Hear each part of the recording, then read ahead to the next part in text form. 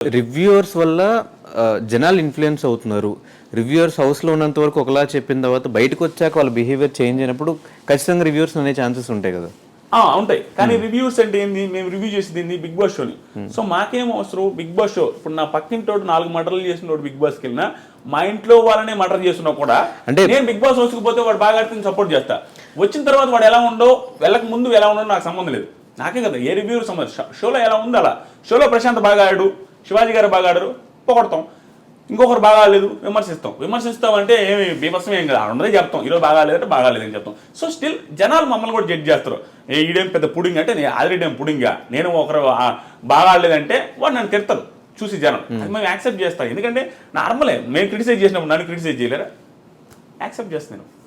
అంటే ప్రాపర్గా రివ్యూ చేయగలిగితే బయటకు వచ్చాక బిహేవియర్ కూడా ముందే ఆడియన్స్కి అట్లా ఎక్కిచ్చే ఉంచుంటే అయిపోయేది కదా. ట్రూ బ్రో, చెప్తామనండి, అది గేమ్ షో బ్రో. నేను జెన్యూన్గా చెప్తున్నా. అక్కడ సిచ్యువేషన్స్లో నువ్వు ఎలా ఉండాలో అలా ఉండాలా. సో అది యాక్టింగ్ అనుకుంటారో, ఇంకోటి అనుకుంటారో, ఏదైనా అనుకుంటారు, నటించినా పర్లేదు. ఓకే, నువ్వు అక్కడున్న సిచ్యువేషన్లో నువ్వు బాగుంటే చాలు. నాకు ఏది మనకు అది ఇంప్రెసివ్గా అనిపించాలా. నటించడం అంటే నిజంగా నటిస్తే 100 రోజులు బీభత్సంగా నటిస్తే అంతకంటే టాలెంట్ ఏముంది బ్రో ఓటు వేయడానికి. 100 days ఎవడు బ్రో నటించగలుగుతాడు. అది హ్యూజ్ టాలెంట్. ఒక ఓటు వేయడానికి అదే ఆ టాలెంట్ సరిపోద్ది. 100 days నటించుంటే మీరు అన్నట్టు ఎవడో నటించలేడు.